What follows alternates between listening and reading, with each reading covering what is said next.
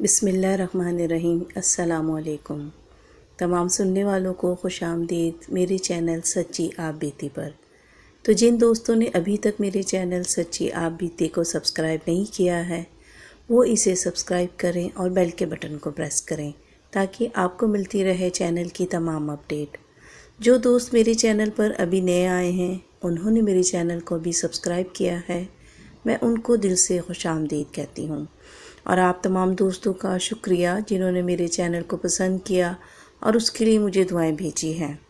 جو دوست اپنی سچی آپ بیتی میرے ساتھ شیئر کرنا چاہتے ہیں وہ انسٹاگرام پر آ کر اپنی سچی آپ بیتی میرے ساتھ شیئر کر سکتے ہیں۔ آج کی سچی آپ بیتی جاوید کی ہے، سنتے ہیں جاوید کی سچی آپ بیتی۔ کئی ماہ سے ہم گھر والے بہت ہی پریشان چلے آ رہے تھے۔ پریشانی کی وجہ یہ تھی کہ گھر کا نیا مالک سب کرایہ داروں کو بلڈنگ گرا کر نئی بنانے کا عندیہ دے چکا تھا۔ ایک دو گھر تو اپنی کھولیاں چھوڑ کر جا چکے تھے۔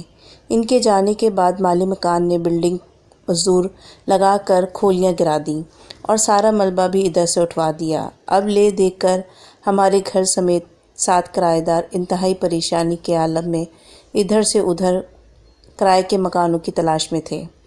یہ بلڈنگ پہلے مالک مکان نے اس لیے فروخت کی تھی کہ اس کی حالت دن بدن ابتر ہوتی جا رہی تھی۔ ان کے پاس اسے نئے سرے سے تعمیر کروانے کے اخراجات نہیں تھے۔ ویسے بھی اس بلڈنگ کے کرایہ دار جو ماہانہ کرایہ دیتے تھے وہ اونٹ کے منہ میں زیرے کے برابر تھا۔ ہمارے والے 2 کمروں کا کرایہ بھی 1500 تھا۔ یہاں ہم 50 سال سے رہتے آ رہے تھے۔ ہم تینوں بہن بھائی اس مکان میں پیدا ہوئے۔ بڑے بھائی بہن شادی ہوئی اور ماشاءاللہ سے اب دونوں بچے والے ہیں۔ میں BA کر کے نوکری کی تلاش میں تھا۔ والد صاحب حاجی ظہور احمد کسی ایجنسی میں بطور منشی کام کرتے آ رہے تھے۔ اس جگہ حاجی صاحب کی مہربانی سے میرے والد صاحب کی شادی ہوئی۔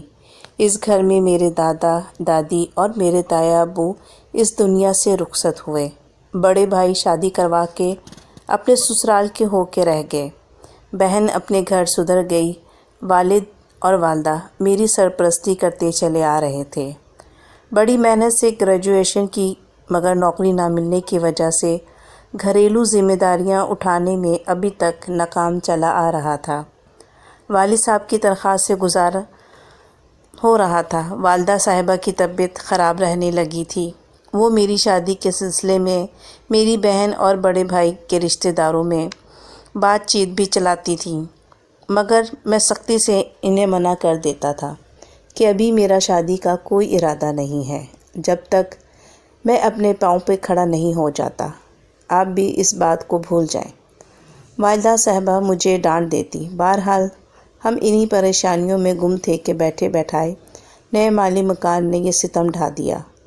میں دن بھر ادھر ادھر مکان کی تلاش میں دھکے کھاتا تھا۔ گہری سوچ کے سوا اور کچھ بھی نتیجہ نہ نکلتا۔ میری والدہ صاحبہ مجھے دلاسا دیتی۔ میرے والد صاحب نے ایجنسی کے ایک آئل ہولڈر سے اس بارے میں بات کی تو اس نے 2 دن بعد بتانے کا کہا۔ والد صاحب کے اس جواب پر میں مطمئن تو ہو گیا، مگر مالک کے کارندے جس انداز میں ہمیں کرایہ داروں پر رعب جماتے تھے اس پر تو بس یہی دعا تھی کہ کہیں سے سر چھپانے کی جگہ مل جائے، چاہے جدھر بھی ہو۔ اس ایجنسی ہولڈر نے میرے والد صاحب کو بتایا کہ ایک رائے سیلز کو سرکاری واجبات کی ادائیگی کی بنا پر سیل کر رہا ہے۔ شیلر پر کام کرنے والے ملازمین کی رہائش گاہ خالی تھی۔ 10-12 گھر تھے، چھوٹے بڑے، وہ مل جائیں گے۔ اگر وہاں کے سارے رہائشی اس وقت تک ان گھروں میں رہنا چاہیں تو وہ رہ سکتے ہیں، مگر شرط یہ ہوگی کہ جو ہی شیلر اوپن ہوگا تمام گھر شیلر کی لیبر کے لیے خالی پڑیں گے۔ کرایہ نہیں دینا پڑے گا، صرف بجلی جو استعمال کریں گے آپ لوگ مشترکہ طور پر سبھی رہنے والے بل دے دیا کریں گے جب تک آپ ادھر رہیں گے۔ یہ بہت اچھی خبر تھی۔ میں نے سب سے بات کر کے ان کو یہ رہائش چھوڑنے پر آمادہ کر لیا تھا کہ یہاں ہونے والی روز روز کی بک بک سے جان چھٹ جائے گی۔ سب نے میری بات سے اتفاق کیا اور میں نے والد صاحب سے کہا کہ وہ بات کر لیں ان سے اور ہم سب رہائشیوں نے اپنا اپنا سامان باندھنے کی تیاری شروع کر دی۔ والد صاحب نے ایجنسی ہولڈر کے ساتھ جا کر شیلر کے مالکان سے کوڑیوں میں عارضی رہائش کی بات کر لی۔ شیلر کا مالک شریف انسان تھا۔ میرے والد صاحب کے مطابق حاجی نور محمد کا شیلر بینک نادہندگان کی مدد میں سیل ہوا تھا۔ حاجی صاحب نے افغانستان سے رائس بوپاریوں سے لین دین شروع کر رکھا تھا۔ پہلے تو وہ بڑی ایمانداری سے کام کرتا رہا، پھر اچانک کروڑوں کا مال لے کر رفو چکر ہو گیا۔ حاجی صاحب نے بینک سے قرضہ لے کر اتنا بڑا کام چلا رکھا تھا۔ بار بار بینک کی طرف سے نوٹس آئے۔ آخرکار بینک انتظامیہ نے عدالت سے رجوع کر لیا۔ کئی ماہ تک کیس چلتا رہا اور فیصلہ حاجی نور محمد کے خلاف ہو گیا۔ شیلر کو بما مشینری گودام میں موجود تھوڑا بہت چاول جو افغانی بوپاری کے لیے جمع کر رکھا تھا سمیت سیل کر دیا گیا۔ فیصلے میں یہ ادائیگی کے بعد شیلر کی تالہ بندی کھولنے کا حکم تحریر کیا گیا۔ حاجی نور محمد نے بہت بھاگ دوڑ کی، مگر مایوسی کے بعد اللہ پاک کی مدد کا انتظار کرنے مارکیٹ میں کرائے پر دکان لے کر چاول کا پرچون کا کاروبار شروع کر دیا۔ تاہم تمام متاثرین کرایہ دار حاجی نور محمد کو ملے اور انہیں یقین دہانی کروائی کہ ہم جلد ہی آپ کو کوارٹر خالی کر دیں گے۔ جیسے جیسے ہمیں رہائش ملتی گئی، ہم سب آپ کو کوارٹر خالی کر کے جائیں گے اور بل بھی ادا کریں گے۔ کوارٹروں کا میٹر شیلر کے میٹر سے الگ لگا ہوا تھا، اس لیے وابڈا کی مہربانی سے تاحال محفوظ تھا۔ ہم سب یہاں شفٹ ہو گئے۔ کوارٹروں کا حال بھی اتنا اچھا نہیں تھا، مگر ہم سب اپنی مدت آپ کے تحت ان میں رہنے کے لیے انہیں قابل بنا لیا تھا۔ پمپ حاجی نور محمد نے اتار لیا تھا، مگر ہمارے آتے ہی انہوں نے مہربانی کر کے اسے دوبارہ اسی بورڈ پر لگوا دیا۔ ہم سب سے آخر والا کوارٹر ملا جو شیلر کی دیوار کے ساتھ تھا اور ہم 3 افراد کے لیے کافی تھا۔ 2 کمرے اور آگے چھوٹا سا صحن اور ایک باتھ روم۔ شیلر کی دیوار کے دوسری طرف نیم کا بہت بڑا درخت تھا جس کا پھیلاؤ کافی تھا، خاصا تھا، اور کوارٹر کے سامنے صحن میں بھی اس کا سایہ پڑتا تھا، جس کی وجہ سے صحن دھوپ سے محفوظ رہتا تھا۔ 15 روز کے بعد ہم عادی ہو گئے، اب زندگی پھر سے رواں دواں تھی۔ کچھ دن بعد مجھے پبلک ہیلتھ میں بطور ورکر چارج عارضی نوکری مل گئی، جو یہاں کے خدا ترس ایس ڈی اور چودھری محمد ندیم گجر نے میری رام کہانی سن کر دی تھی۔ کام زیادہ بھی ہوتا تو میں خوشی سے کرتا، مگر یہاں صفائی اور باہر سے چھوٹے موٹے کام مثلاً چائے لانا، آفس ورک میں کوئی نہ کوئی لیٹر دے آیا کرتا تھا، بس یہی کام تھا۔ چودھری صاحب آتے وقت 100-200 خوشی خوشی دے دیا کرتے تھے۔ مجھے شیلر کی تالہ بندی کے بارے میں پتہ چلا تھا کہ ایک پارٹی اس کو خریدنے میں دلچسپی کا اظہار کر رہی ہے، مگر وہ اس کی قیمت مارکیٹ سے کم لگاتی ہے، جس کی وجہ سے ابھی معاہدہ نہیں ہو سکا تھا، لیکن کسی بھی وقت یہ معاملہ طے ہو سکتا تھا۔ اس لیے میں کرائے کے کسی ایسے مکان کی تلاش میں تھا جو میری حیثیت کے مطابق ہو۔ مالک مکان کی پہلے شرط ایڈوانس میں بطور ضمانت کا پہلا سوال ہوتا تھا۔ 1-2 ماہ کا کرایہ تو یہ دیا جا سکتا تھا، مگر 40-50 ہزار بطور ایڈوانس ادائیگی مشکل تھی، بلکہ ناممکن تھی، مگر میری تلاش جاری تھی۔ اسی سلسلے میں مجھے کوارٹر آنے تک دیر ہو جاتی تھی۔ پوری کوارٹر بستی کے درمیان میں عارضی طور پر کھڑا کیا ہوا لوہے کا اڈا تھا، جس پر ایک بلب روشن تھا، مالکان نے لگوا رکھا تھا۔ اس بلب کی مدھم سی روشنی میں دونوں جانب نہ ہونے کے برابر تھی۔ سارے لوگ اپنے اپنے کوارٹروں میں سر شام ہی دبک جاتے تھے، کوئی آواز زندگی کے آثار نشاندہی کرتے تھے۔ میں آہستہ آہستہ قدموں سے چلتا ہوا جب وہ بلب والے لوہے کے راڈ عبور کر چکا تو میرے قدم ٹھٹک گئے۔ بند پڑا ہوا بوسیدہ کوارٹر جس میں کسی کی رہائش نہیں تھی، مجھے یوں لگا جیسے اس میں کوئی 6-7 سال کا بچہ گنگنا رہا ہو، گویا کہ آواز بہت آہستہ تھی مگر سنی جا سکتی تھی۔ میں حیران ہوا بغیر نہ رہ سکا کہ رات کی تاریکی میں یہ کس کا بچہ ہو سکتا ہے۔ جو کوارٹر کے اندر بے خوب و خطر موجود ہے اور بڑے مزے سے کوئی نغمہ گنگنا رہا ہے۔ میرا دھیان کوارٹر میں رہنے والے لوگوں کی طرف گیا۔ بچے تو تھے ان کوارٹروں میں رہنے والے، مگر اتنے چھوٹے نہیں تھے۔ اتنا دلیر یہ بچہ میں نے پہلی دفعہ دیکھا تھا۔ اس وقت کھنڈر بنا ہوا تھا۔ اس خالی کوارٹر میں اکیلا بیٹھا بے فکری سے موج مستی میں ڈوبا ہوا نغمہ گنگنا رہا تھا۔ میرا تجسس مجھے اس بات پر مجبور کرنے لگا کہ میں دروازے کے اندر جھانک کر جائزہ لوں کہ آخر کس کا بچہ ہے جو اتنی رات گئے اکیلا بیٹھا گنگنا رہا ہے۔ باہر والا دروازہ ادھ کھلا تھا، جیسے میں نے ہاتھ سے اندر کی طرف دھکیلا۔ کوارٹر باہر لگے بلب کی روشنی میں نیم تاریخی دکھائی دی۔ اندر کسی بچے کا کوئی وجود نہیں تھا۔ میں براندے تک اندر آ گیا، مگر کوئی زئی روح موجود نہ تھی۔ میں اب الجھن میں پڑ گیا کہ واقعی میں نے کسی بچے کی آواز سنی تھی۔ وہاں کوئی بھی نہیں تھا۔ ہو سکتا ہے مجھے غلط گمان ہو۔ میں اپنا وہم جانتے ہوئے باہر کی طرف نکل آیا۔ کچھ پل کھڑا رہا، مگر اب کوئی بھی آواز نہیں آ رہی تھی۔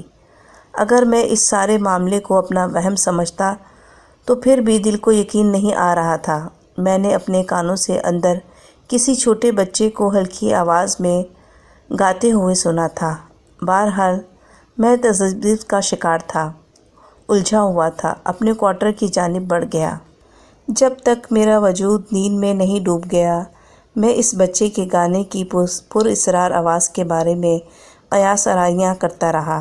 صبح اٹھا تو رات کا منظر پھر سے میرے سامنے آ کھڑا ہوا۔ ناشتہ کرتے وقت بھی میرا ذہن اس ویران کوارٹر میں اٹکا ہوا تھا۔ والد صاحب سے مکان کے سلسلے میں بات کرتے پہلے خیال آیا کہ رات والا پر اسرار واقعہ ان کے سامنے رکھوں، مگر پھر یہ سوچ کر اس خیال سے کہ اپنے اندر ہی رکھ لیا کہ کہیں وہ خوفزدہ ہو کر یہاں سے فوراً نکلنے کی بات نہ کر دیں، کیونکہ وہ ایسی باتوں سے بڑے خوفزدہ ہو جایا کرتے تھے۔ ایک بار ایسے ہی کسی جعلی پیر نے انہیں یہ کہہ کر ٹھگ لیا تھا کہ تمہارے اوپر کسی باہر کی چیز کا اثر ہے۔ وہ 2 دن رات اس فکر میں الجھے رہتے۔ بڑی مشکل سے ان کو یہ یقین دلایا کہ ایسا کچھ نہیں ہوتا۔ اگر وہ یہ بات میرے منہ سے سن لیتے تو ایک نیا سلسلہ شروع ہو جاتا۔ پہلے ہی کئی مکان نہیں مل رہا تھا۔ خیر، دفتر جاتے وقت بھی میرے قدم نہ چاہتے ہوئے اس خالی کوارٹر کے دروازے پر آ کر رک گئے۔ میں دل کڑا کر دروازہ کھول کر کوارٹر کے اندر آ گیا۔ دن کے اجالے میں پورا کوارٹر صاف دکھائی دے رہا تھا۔ دھڑکتے دل سے میں نے برآمدہ عبور کیا اور کمرے کے باہر والا ادھ کھلا دروازہ دھکیل کر کھول دیا۔ کمرے کا پلستر جگہ جگہ سے اکھڑا ہوا تھا۔ زیادہ عرصہ بند رہنے سے پورے کوارٹر کا ستیہ ناش ہو کر رہ گیا تھا۔ مجھے یہاں کھڑے عجیب سا احساس ہونے لگا، جیسے کوئی غیر مرئی قوت میرے آس پاس موجود ہو۔ اسی کیفیت میں میرے قدم باہر کی جانب اٹھ کھڑے ہوئے اور میں چلتا ہوا سڑک پر آ گیا۔ میں جتنا اس خیال کو اپنے ذہن سے نکالنے کی کوشش کرتا، اتنا ہی اس بچے کی آواز میرے احساس میں گہری ہوتی جاتی۔ جب تک میں آفس رہا، اسی ادھڑ بن میں جکڑا رہا۔ واپس آتے میں نے یہ فیصلہ کر لیا کہ آج رات میں اس ویران کوارٹر میں ضرور جاؤں گا اور اس رات سے پردہ ہٹاؤں گا کہ آخر وہ بچہ کون ہے جو اس کوارٹر میں اکیلا گنگناتا رہتا ہے۔ رات کے اندھیرے میں کوارٹر کی طرف چل دیا۔ کوارٹر کی طرف جاتا راستہ سلنگ کی طرح کوارٹروں کے سبھی بڑے چھوٹے بچے ایک سائڈ پر چھوڑے گئے 10-12 فٹ چوڑے احاطے میں، جو لمبائی کے لحاظ سے شیلر کی آخری دیوار تک تھا، کھیل کود میں مصروف تھے۔ میں نے رک کر سب بچوں کا جائزہ لیا۔ ان میں چھوٹی لڑکیاں بھی تھیں، مگر سب بچے میرے دیکھے بھالے تھے۔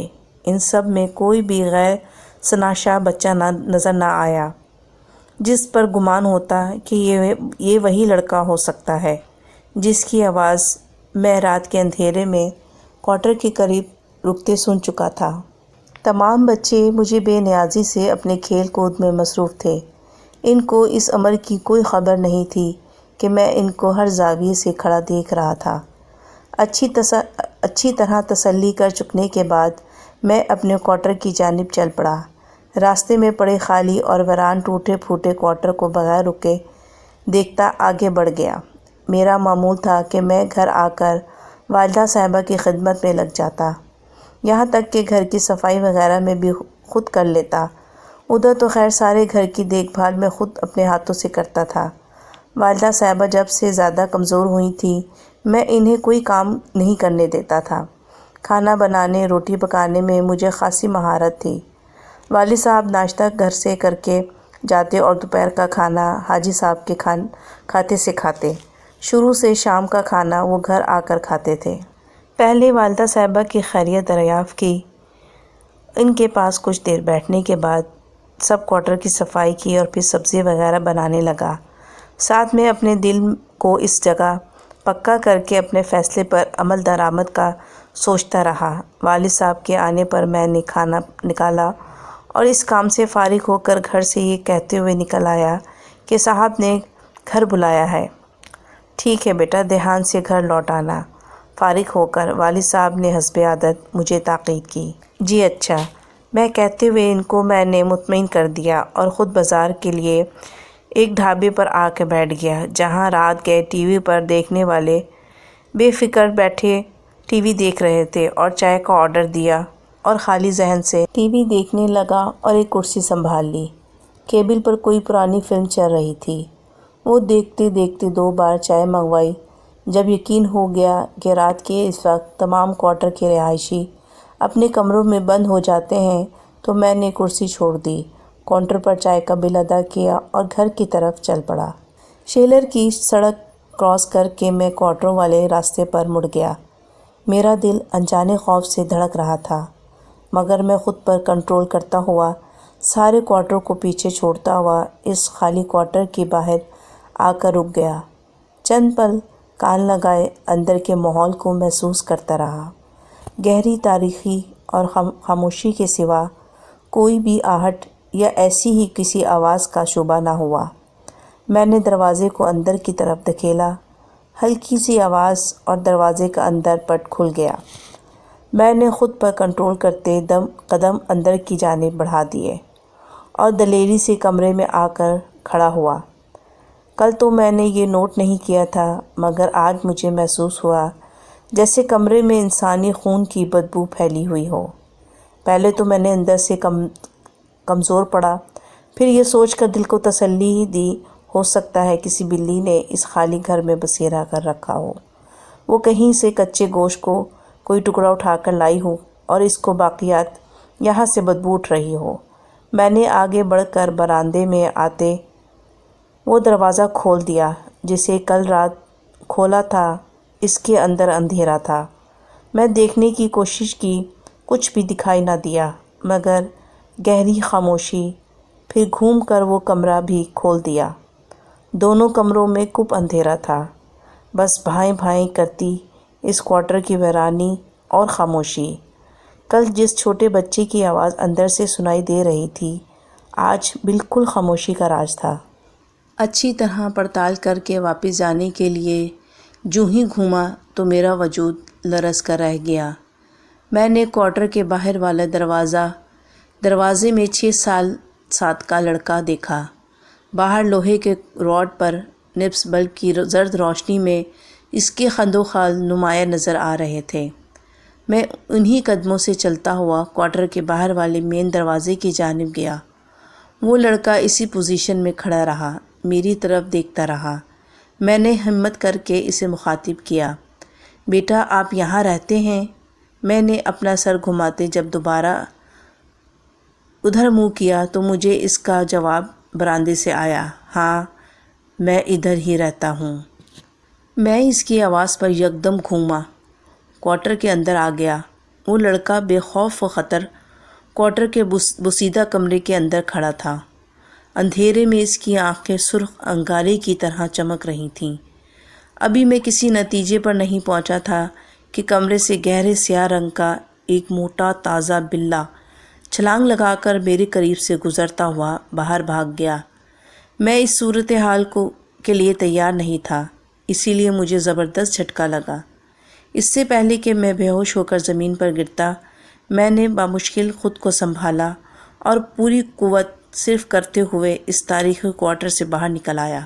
اب میرا رخ اپنے کوارٹر کی جانب تھا۔ بڑے بڑے قدم بھرتا ہوا میں دروازہ کھول کر ہانپتا کانپتا اپنے بستر پر آ کر لیٹ گیا۔ والدہ صاحبہ شاید سو چکی تھیں، لیکن والد صاحب نے کروٹ لیتے ہوئے پوچھا، "آ گئے بیٹا؟" "جی ہاں"، میں نے بڑے ہی عجیب انداز میں جواب دیا۔ میرا پورا وجود مارے خوف کے لرز رہا تھا۔ میں اتنا ڈر چکا تھا کہ میرا حلق سوکھ کر لکڑی کی مانند ہو گیا تھا۔ بڑی مشکل سے میں نے خود پر کنٹرول کیا اور قرآنی آیات کا ورد کرنے لگا۔ اس کوارٹر کی حقیقت کیا تھی، وہ بچہ کون تھا، اور وہ جو باتیں میں نے اس سے کہی تھیں وہ سب حقیقت تھیں یا مخصوص وہم تھا؟ وہ کالا بلّا کہاں سے آیا تھا؟ یا تو میرا وہم تھا یا پھر واقعی وہ لڑکا رات بھر میرے آس پاس رہا۔ ایک پل کے لیے مجھے یہ احساس ہونے لگا کہ وہ سیاہ بلّا ہی دراصل بچہ تھا، جو کمرے سے نکل کر میرے قریب سے بھاگتا ہوا کوارٹر سے باہر نکل گیا تھا۔ میری یہ کیفیت فجر کی اذان تک رہی۔ میری آنکھیں نیند کی شدت سے بوجھل ہو رہی تھیں۔ پتہ نہیں کب آنکھ لگ گئی۔ صبح والد صاحب نے مجھے شانے سے ہلاتے ہوئے پوچھا کہ آج آفس نہیں جانا تم نے؟ جی جانا ہے، میں نے فوراً گھبرا کے والد صاحب سے جواب دیا اور جلدی سے روزمرہ کے کام کاج میں لگ گیا۔ ناشتہ بنایا، صفائی کی، تیار ہو کر کوارٹر سے باہر نکل گیا۔ آفس جاتے ہوئے میرے قدم لمحہ بھر کے لیے اس ویران کوارٹر کے سامنے رک گئے اور میں نے آگے بڑھ کر سارا وقت اسی پراسرار بچے کے بارے میں طرح طرح کے قیاس آرائیاں کرتا رہا۔ یہ مجھے پتہ چل گیا تھا کہ وہی مافوق فطرت قوت رکھنے والا وجود ہے۔ کیا کسی اور نے ابھی تک اسے دیکھا ہے یا صرف مجھے ہی نظر آیا ہے؟ خاص کر میرا دل اس کی جو حقیقت تھی وہ ماسوائے تجسس اور خوف کا ملا جلا تاثر تھا، جو مجھے ایک پل بھی چین نہیں لینے دے رہا تھا۔ ابھی تک میں اس عمل سے یہ اندازہ نہیں لگا سکا تھا کہ آگے چل کر وہ میرے ساتھ کیا کرے گا، مگر میرے اعصاب پر اس کی موجودگی کا احساس ہم وقت موجود تھا۔ اب بھی میری نظر ہمارے کوارٹر کے صحن میں جھکی ان شاخوں پر تھی۔ وہ وقتاً فوقتاً اپنی چارپائی پر پڑا ان کی طرف دیکھتا رہتا۔ ایک آدھ بار مجھے یوں محسوس ہوا جیسے کوئی اندیکھی قوت مجھے فوکس کیے ہوئے ہے۔ جب تک میں نیند میں مکمل طور پر ڈوب گیا، مجھے طرح طرح کے خیالات آتے رہے۔ حسب عادت میں نے اٹھ کر فجر کی نماز ادا کی، کچن میں آ کر ناشتہ بنانے لگا۔ چائے بنانے کے لیے دودھ کا برتن نکالا تو وہ خالی تھا۔ میں بری طرح چونک گیا، کیونکہ میں نے آفس سے آتے ہوئے صبح کے لیے دودھ لایا تھا اور اسے ابال کر فریج میں رکھا بھی تھا۔ میرا معمول تھا کہ میں اپنے کاموں میں شامل تمام کام بہت خوش اسلوبی سے کرتا تھا۔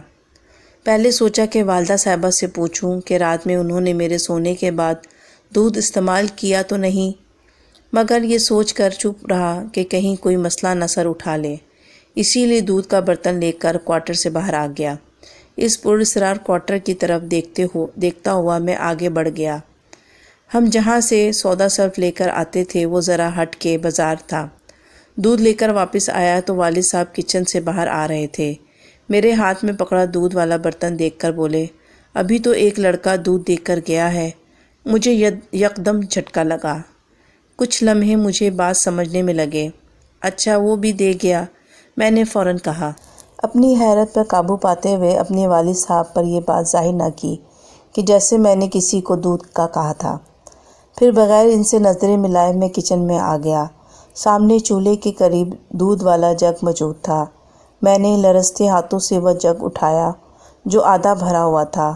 اگر وہ جگ ہمارے ہی گھر کا نہ ہوتا تو مجھے کئی سوالوں کا جواب دینا پڑتا۔ میں نے وہ دودھ اسی طرح اٹھا کر برتن صاف کرنے والے ڈسٹ بن میں ڈال دیا اور مارکیٹ سے لایا ہوا دودھ کی چائے بنائی اور ناشتہ کر کے سارا سامان سمیٹا۔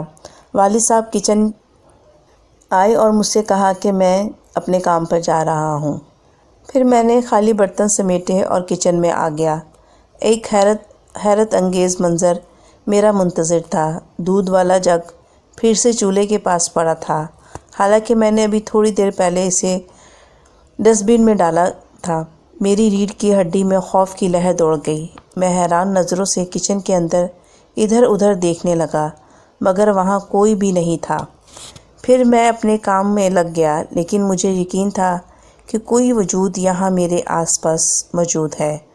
برتن دھوتے میرے منہ سے اچانک نکلا، یار تم کیوں مجھے پریشان کر رہے ہو؟ اگر تم کہتے ہو تو ہم یہاں سے چلے جاتے ہیں۔ کوئی جواب نہ ملا، مگر والدہ صاحبہ نے میری آواز سن لی تھی۔ وہ باہر سے بولی، بیٹا کس سے باتیں کر رہے ہو؟ ماں جی کسی سے نہیں، میں نے انہیں مطمئن کر دیا۔ ادھر سے جواب دیا گیا۔ میرے وجود پر جو خوف طاری تھا گرتے گرتے پڑا۔ میں کچن کے کام ختم کیا اور تیار ہو کر والدہ صاحبہ کو سلام کیا، دعائیں لیتا ہوا ڈیوٹی پر نکل پڑا۔ میرے لیے صورتحال انتہائی پریشان کن تھی۔ وہ پراسرار بچہ اب کھل کر میرے سامنے آ چکا تھا۔ جب تک میں ڈیوٹی پر موجود رہتا، اسی کے بارے میں سوچتا رہتا اور الجھتا رہتا۔ واپس آ کر میں سب سے پہلے وہ دودھ والا جگ چیک کیا، جو بدستور ویسے کا ویسا پڑا تھا۔ ڈرتے ڈرتے میں نے وہ جگ سنک میں انڈیل دیا اور اوپر سے نل کھول دیا۔ اس وقت تک چلتا رہا جب تک کہ وہ سارا دودھ گٹر میں نہ بہہ گیا۔ کھانا بنا کر میں والدہ صاحبہ کی خدمت میں مصروف ہو گیا۔ دراصل میں جس نیت سے ان کے پاس بیٹھا تھا وہ یہ تھی کہ میں اس لڑکے کے بارے میں پوچھوں جو دودھ والا جگ پکڑا کر گیا تھا۔ ان کے پیر دباتے میں نے پوچھا، ماں جی جو لڑکا دودھ پکڑانے آیا تھا اس نے کوئی بات تو نہیں کی؟ میرا مطلب ہے دودھ کا بل مانگا تو نہیں آپ سے؟ نہیں، بس جگ دیا اور باہر سے ہی پلٹ گیا۔ والد صاحب کے آنے پر میں نے کھانا نکالا اور روزمرہ کی طرح ہم نے خدا کا شکر ادا کیا اور میں نے سارا کام سمیٹا۔ والد صاحب اور اپنا بستر سیدھا کیا اور ان کے پاس آ بیٹھا۔ گھر کی تلاش کے بارے میں انہوں نے مجھ سے پوچھا تو میں نے یہ کہہ کر مطمئن کر دیا کہ ابھی نہیں ملا۔ کچن میں جاتے ہوئے میں چاروں جانب سے بے خبر تھا، مگر کوئی بھی خاص بات رونما نہیں ہوئی۔ جب تک میں کوارٹر میں ادھر ادھر کام کرتا تھا، ساتھ ساتھ میں اس پراسرار لڑکے کی کھوج میں بھی لگا رہتا تھا۔ چائے کے برتن سمیٹ کر میں والد صاحب کو دبانے بیٹھ گیا۔ کچھ دیر کے بعد والد صاحب نے کہا کہ بس بیٹا اب تم بھی آرام کر لو۔ والد صاحب نے کروٹ لیتے مجھ سے کہا۔ جب تک میں جاگتا رہا میرا دھیان درخت کی ان شاخوں کی جانب رہا جو کوارٹر کے صحن میں جھکی رہتی تھیں۔ صبح میں جلدی جاگ جاتا تھا۔ اب میں فجر پڑھنے لگا تھا۔ میں نے سن رکھا تھا کہ جہاں نماز کی ادائیگی ہوتی ہو وہاں ہوائی چیزیں قدم نہیں رکھتیں۔ ڈیوٹی پر جانے کے لیے میں گھر سے نکلا ہی تھا کہ وہ لڑکا چند قدموں کے فاصلے پر کھڑا دکھائی دیا۔ لمحہ بھر کے لیے تو میں سکتے میں رہ گیا، مگر پھر اپنے وجود کی پوری ہمت اکٹھی کرتے کرتے آگے بڑھنے لگا۔ پہلی بار میں نے اسے غور سے دیکھا تھا۔ اس کے سر کے درمیانی حصے میں خون رس رہا تھا، جیسے کسی نے بے دردی سے اس کے سر پر کسی تیز دھار آلے سے سیدھا زخم لگایا ہو۔ اس کی عمر بمشکل 8 یا 9 سال ہوگی۔ آنکھیں ایک جگہ ہی ٹھہری ہوئی تھیں۔ میں نے سہم انداز میں اسے مخاطب کیا، بیٹا تم کون ہو اور یہ تمہارا سر کے درمیان میں اتنا گہرا زخم کیسا ہے؟ اس نے جواب اپنی ٹھہری ہوئی آنکھوں میں ویران کوارٹر کی جانب گھمایا اور بڑی ہی مدھم آواز میں بولا، بھائی جان آپ جب مناسب جانیں کوارٹر کے اندر آ جائیں، میں آپ کو ادھر ہی ملوں گا۔ تم ادھر اکیلے رہتے ہو؟ نہیں، میری والدہ بھی میرے ساتھ رہتی ہیں، اس نے کہا اور ویران کوارٹر کے باہر والا دروازہ اندر کی جانب دھکیلتا میری آنکھوں سے اوجھل ہو گیا۔ کئی سوالات میرے ذہن میں الجھ گئے۔ ڈیوٹی پر پہنچ گیا، چھٹی تک طرح طرح کی قیاس آرائیاں میرے دماغ میں چلتی رہیں۔ پھر میں نے فیصلہ کیا کہ آج چاہے کچھ بھی ہو جائے میں اس رات سے پردہ ہٹا کر ہی دم لوں گا۔ آج اس سے گفتگو کر کے میرا دل جو ڈر تھا وہ قدرے کم ہو چکا تھا۔ چھٹی کر کے میں نے گھر کے لیے تھوڑا بہت سامان خریدا، پھر کوارٹر کی جانب چل پڑا۔ سبزی وغیرہ تیار کی، پکا کر یہ کہتے ہوئے کوارٹر سے باہر آ گیا کہ مارکیٹ سے دودھ پکڑ لاؤں۔ والدہ صاحبہ نے سر ہلاتے ہوئے دعائیں دیتے ہوئے مجھے رخصت کیا۔ اب کوارٹر سے نکل کر میں سیدھا بوسیدہ اور ویران کوارٹر کے برآمدے میں آ کر کھڑا ہو گیا۔ چند پل اس یا ساتھ میں ڈوبے رہے، بے حد ماحول کا جائزہ لیتا رہا۔ پھر اپنی پوری ہمت بور کار لاتے ہوئے میں نے آواز لگائی، ارے بیٹا تم کدھر ہو؟ میری آواز پر کوارٹر کے پچھلے حصے سے آواز آئی، بھائی جان میں ادھر ہوں، آپ آ جائیں۔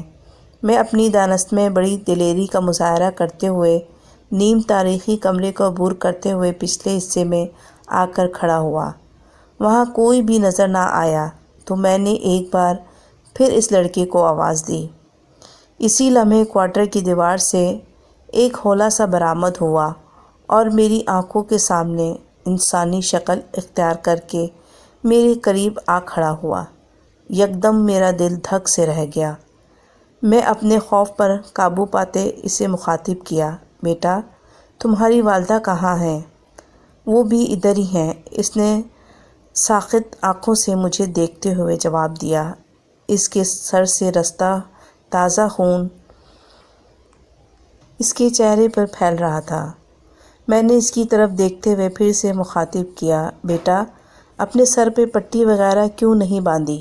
جواباً اس نے صرف اتنا ہی کہا، اس کی ضرورت نہیں، خود بخود ٹھیک ہو جائے گا۔ میں نے اسے کہا، تم یقیناً پراسرار قوتوں کے مالک ہو۔ مجھے تم سے ڈر اس لیے نہیں لگتا کہ تمہاری جانب سے ابھی تک مجھے یا میرے گھر والوں کو کوئی نقصان نہیں پہنچایا۔ اگر تمہارا ارادہ ہم سب لوگوں کو کوئی نقصان پہنچانے کا ہے تو میری گزارش ہے کہ چند دنوں کی ہمیں مہلت دے دو۔ ہم سارے لوگ یہاں سے نقل مکانی کر جائیں گے۔ نہیں، ایسی کوئی بات نہیں ہے۔ میں یا میری والدہ آپ کے کسی بھی کام میں مداخلت نہیں کریں گے۔ بس ایک گزارش کرنی ہے آپ سے، اگر آپ ماننے کا وعدہ کریں تو۔ ہاں میں وعدہ کرتا ہوں کہ اگر کوئی جائز اور میرے بس کی بات ہوئی تو ضرور کروں گا۔ میں نے پل بھر کے لیے یہ فراموش کر دیا کہ میں کسی مغافل فطر مخلوق سے مخاطب ہوں۔ وہ لڑکا کچھ دیر سوچنے کے بعد بولا، بھائی جان میرے والد کا انتقال اس وقت ہوا جب میری عمر صرف 2-2.5 سال تھی۔ بقول میری والدہ کے انہوں نے مجھے بڑی تگو کے بعد پروان چڑھایا۔ اس دوران میری والدہ کی زندگی میں ایک شخص کرامت الہی آیا۔ پہلے تو اس نے ہم ماں بیٹے پر بڑا حق جتلایا، جس کی بنیاد پر وہ گھر تھا جو میری والدہ کی ملکیت میں آتا تھا۔ کئی بار میرے سوتیلے والد نے میری والدہ کو گھر فروخت کرنے پر مجبور کیا، مگر میری والدہ نے اس کی بات سختی سے مسترد کر دی۔ میرا سوتیلا والد شیلروں پر چاول نکالنے کا کام کیا کرتا تھا۔ اس کی سربراہی میں کل 12 لوگ تھے۔ جہاں بھی وہ کام کا ٹھیکہ لیتا اپنی ساری لیبر کو وہاں شفٹ کروا دیتا۔ اسی معمول کے مطابق وہ اس شیلر پر اپنی ساری لیبر لے کر آ گیا۔ ہم ماں بیٹا پیچھے گھر پر اکیلے رہ گئے۔ مہینے میں 2-3 بار وہ ملتان کا چکر لگاتا۔ جب بھی آتا میری والدہ سے اصرار کرتا کہ مجھے لے کر وہ اس کالونی میں آ جائے۔ والدہ یہ کہہ کر انکار کر دیتی کہ ابھی میرے امتحانات قریب ہیں، جب امتحان دے لوں گا تو پھر سوچیں گے۔ آخر کار میرا امتحان ختم ہو گئے۔ میرے والدہ نے گھر کا سامان باندھا، چند ضروری چیزیں ساتھ لے جانے کے لیے الگ کر کے گھر کو تالا لگا دیا۔ میرا سوتیلا والد ہم دونوں ماں بیٹے کو لے کر یہاں اس شیلر پر آ گیا۔ اس کوارٹر میں وہ رہتا تھا۔ دن رات ایک کر کے میری والدہ نے اس کوارٹر کو رہنے کے قابل بنایا۔ سیزن میں ابھی کافی وقت تھا، میری پڑھائی کا مسئلہ حل نہیں ہو رہا تھا۔ اسکول میں داخلہ اس لیے نہیں ہوا کیونکہ میرے پاس اسکول چھوڑنے کا سرٹیفکیٹ نہیں تھا۔ میں دن بھر شیلر پر چڑھائیاں کبوتر اڑاتا پھرتا۔ ایک دن میں شیلر سے واپس آیا تو میری والدہ کو روتے دیکھا۔ اس کے ہونٹوں سے خون نکل رہا تھا۔ میں گھبرا گیا اور اپنی والدہ کے بازو سے آ لگا۔ میں سمجھ نہیں پا رہا تھا کہ آخر کار میرے ستیلے باپ نے کیوں مارا ہے۔ اکثر وہ شخص والدہ کو سخت ڈانٹ دیتا تھا۔ واپس نہ جانے اور مکان فروخت کرنے کا معاملہ زیر بحث تھا، مگر آج تو اس نے حد ہی کر دی۔ پھر وہ اٹھا اور پھکارتا ہوا باہر سے تالا لگا کر شیلر پر چلا گیا۔ میری والدہ مجھے اپنے سینے سے لگا کر دیر تک روتی رہی۔ میں اپنے ہاتھوں سے اس کی آنکھیں صاف کرتا رہا۔ ایک ہی رٹ لگائے ہوئے تھا کہ واپس گھر چلو، ہم اس کے ساتھ نہیں رہنا۔ اگر دروازہ باہر سے بند نہ کر کے جاتا تو شاید ہم ماں بیٹا یہاں سے اس کی غیر موجودگی میں نکل جاتے۔ رات کو آ کر اس نے کھانا مانگا۔ والدہ نے یہ کہہ کر انکار کر دیا کہ میں نے کچھ نہیں بنایا۔ وہ غصے سے اٹھا، مگر شاید کچھ سوچ کر دوبارہ چارپائی پر بیٹھ گیا۔ بھوک تو مجھے بھی ستا رہی تھی، مگر میں اتنا ڈرا ہوا تھا کہ میں اپنی والدہ سے اظہار تک نہ کیا۔ صبح چونکہ فجر کی اذان پر ساری لیبر شیلر پر کام کے لیے اٹھ جاتی تھی، اسی لیے والدہ نے روزمرہ کی طرح اٹھ کر چائے وغیرہ بنائی، مگر میرا ستیلا والد کچھ کھائے بغیر اٹھا اور باہر تالا لگا کر شیلر پر چلا گیا۔ میں رات سے بھوکا تھا۔ میری والدہ نے تو شاید کچھ بھی نہیں کھایا تھا۔ میرے اصرار پر انہوں نے تھوڑا بہت زہر مار کیا میرے ساتھ آ کر لیٹ گئیں۔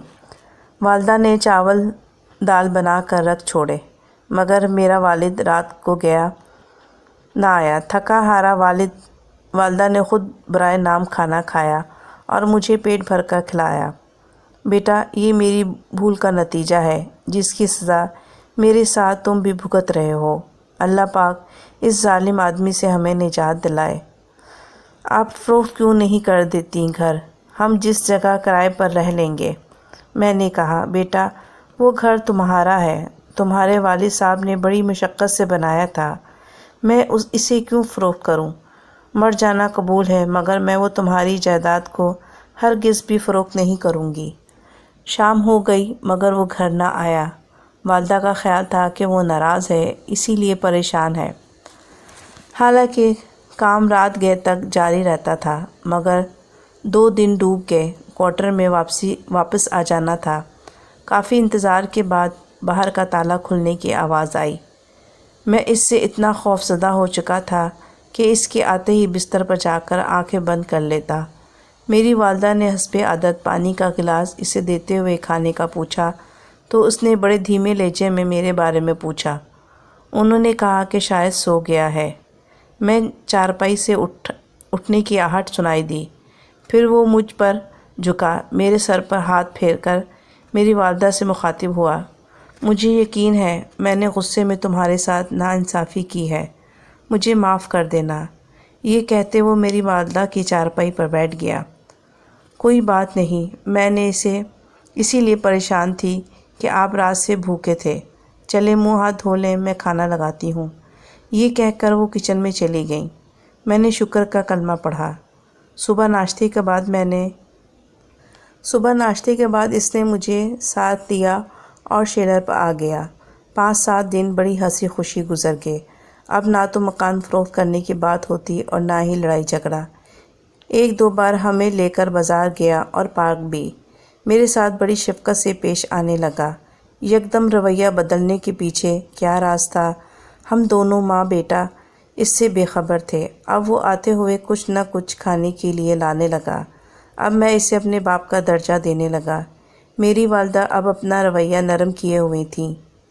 میرے والد نے جو لچک خود میں پیدا کر رکھی تھی، اس سے صاف ظاہر ہو رہا تھا کہ اسے احساس ہو گیا ہے کہ وہ بلا وجہ میری والدہ پر تشدد کرنے لگ جاتا تھا۔ اس دوران ہم لوگ 2 بار پیچھے گھر گئے تھے۔ اس سے پہلے آپ کو بتایا کہ ہمارے گھر میں زیادہ تر چاول ہی پکتے تھے کیونکہ اس پر کوئی خرچ نہیں پڑتا تھا۔ جب لیبر کا ہفتہ وار کا حساب ہوتا تو گھر میں مچھلی یا بڑا گوشت آ جاتا۔ اس روز میں خوش تھا کیونکہ گھر میں مرغی کا گوشت آیا تھا۔ کئی ہفتے گزر گئے تھے مرغی کا شوربہ اور چاول کھائے۔ کیا علم تھا کہ یہ ہم ماں بیٹے کا آخری کھانا ثابت ہوگا۔ والدہ کے ساتھ وہ خود بھی ہاتھ بٹا رہا تھا۔ کھانا تیار ہو گیا تو والد نے سب سے پہلے مجھے سالن ڈال دیا۔ کھانا میری والدہ بہت اچھا بناتی تھیں، اس لیے میں نے پیٹ بھر کر کھانا کھایا۔ پھر وہ دونوں بھی کھانا کھانے لگے۔ والد صاحب کھانا کھانے کے دوران اٹھ کر کچن میں چلے گئے۔ میرا سر بھاری ہو رہا تھا۔ 2-4 جمائیاں آئیں اور میرا ذہن تاریکی میں ڈوب گیا۔ شاید والدہ بھی میری طرح کھانا کھاتے ہی لڑکھڑا گئی ہوں گی۔ پھر میں نے اپنے سر پر بھاری ضرب محسوس کی۔ اس کے بعد مجھے کچھ ہوش نہ رہا۔ جب دیکھنے کے قابل ہوا تو میں نے اپنے آپ کو اپنی والدہ کے مردہ جسم کے اوپر زمین میں دفن پایا۔ اس ظالم انسان نے مکان ہتھیانے کے لالچ میں ہم دونوں ماں بیٹے کو سالن میں کوئی نشہ آور چیز ڈال کر پہلے بیہوش کیا، پھر ہمارے سروں پر وار کر کے ہمیں قتل کر ڈالا۔ اسی کمرے کا فرش اکھاڑ کر گڑھا کھودا اور ہمیں اس کے اندر دفن کر کے اوپر مٹی ڈال کر اسے ہموار کر دیا۔ ہم دونوں بغیر جنازہ پڑھائے اس زمین میں پڑے ہیں۔ اگر آپ ہمیں اس تاریخی سے نکال کر روشنی میں لے آئیں تو ہم آپ کا احسان زندگی بھر نہیں بھولیں گے۔ اتنا کہہ کر وہ بند دروازے کی دوسری طرف چلا گیا۔ میں پریشانی سے چلتا ہوا اس کوارٹر سے باہر آ گیا۔ تمام رات میں کروٹیں بدلتے گزار دی۔ صبح اٹھا، ناشتے سے فارغ ہو کر پہلے آفس آیا، پھر دوپہر کو 2 گھنٹے پہلے چھٹی لے کر شیلر کے مالک حاجی صاحب کے پاس آ کر ساری روداد سنا دی۔ پہلے تو حاجی صاحب کو میری کہانی پر یقین نہ آیا، مگر میری پکی دلیلیں سن کر انہوں نے متعلقہ پولیس اسٹیشن کے انچارج سے بات کی اور اس کوارٹر میں رہنے والے اس ٹھیکیدار کا اتا پتہ بتایا۔ اس بات کی بھی تاکید کی کہ اس کوارٹر میں وہ اپنے 6 سالہ بیٹے اور بیوی کے ساتھ رہائش پذیر تھا۔ پولیس نے ضروری کارروائی کر کے پہلے تو کوارٹر کے اس کمرے کی کھدائی کروائی تو زمین میں بچے کا پنجرا اور ایک بڑا پنجرا، گلا سڑے لباس کی باقیات ملیں۔ حاجی صاحب کے بتائے پتے پر پولیس پارٹی ملتان روانہ ہو گئی۔ وہاں سے پتہ چلا کہ وہ شخص مکان فروخت کر بہاولپور شفٹ ہو گیا۔ اس کے ساتھ کام کرنے والے لیبر میں سے ایک مزدور اس کے بارے میں جانتا تھا۔ اس کو لے کر پولیس نے تھوڑی سی کوشش کر کے اسے ایک شیلر سے اٹھا لیا۔ پہلے تو اس نے انکار کیا، آخر کار پولیس نے اپنی روایتی انداز سے سب کچھ اس سے اگلوا لیا، اقبال جرم کروا لیا۔ ماں بیٹے کی باقیات کو الگ الگ غسل دیا گیا اور نماز جنازہ ادا کر کے قبرستان میں دفن کر دی گئی۔ تو یہ تھی جاوید کی سچی آپ بیتی۔ امید کرتی ہوں آپ کو پسند آئی ہوگی۔ اس ویڈیو کو لائک کرنا اور اپنے دوستوں کے ساتھ شیئر کرنا مت بھولیے گا۔ مجھے اور اپنے پیاروں کو اپنی نیک دعاؤں میں ضرور یاد رکھیے گا۔ اللہ حافظ، فی امان اللہ۔